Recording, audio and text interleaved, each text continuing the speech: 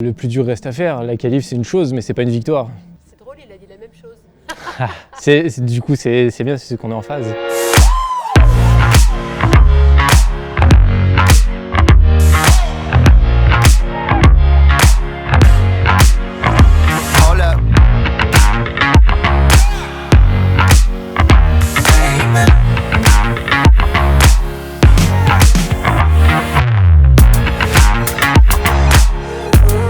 Ces deux-là ne font qu'un sur un vélo et c'est au Stab Vélodrome de Roubaix que je suis allée rencontrer Raphaël et François, ce tandem handisport fraîchement qualifié pour Tokyo.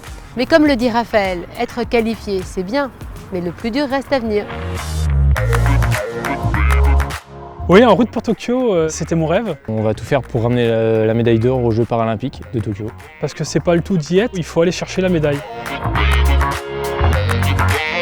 Je ne suis plus tout seul, effectivement. Maintenant, je suis pilote d'un tandem avec un malvoyant derrière moi, donc Raphaël Beaugilet, mon binôme maintenant, comme je l'appelle.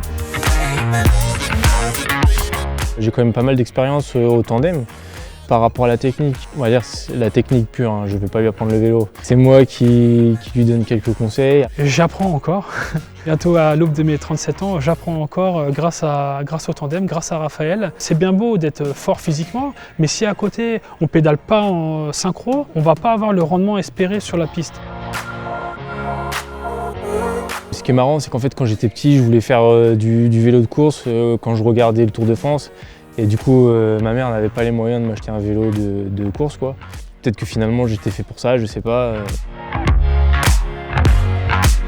C'est du partage de connaissances, puisque moi j'essaye de lui apporter mes 20 ans d'expérience pour le faire grandir et être encore plus professionnel dans sa façon d'être au quotidien. J'ai pas la prétention de dire ça, mais j'espère pouvoir lui apporter du coup ce nouvel esprit d'équipe, quoi. Peut-être qu'il n'avait pas avant.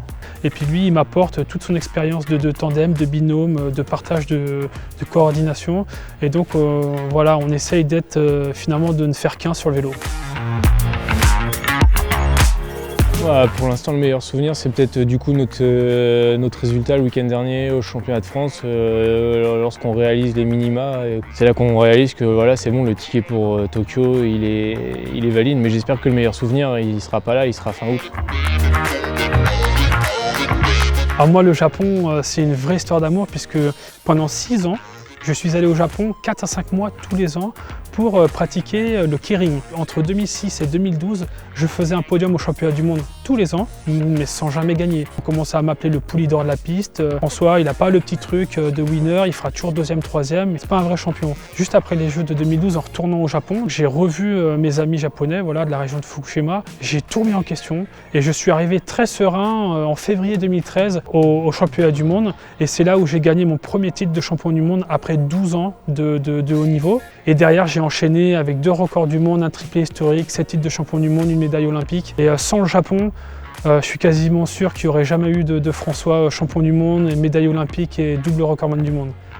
Ça a une valeur inestimable et émotionnellement très chargée.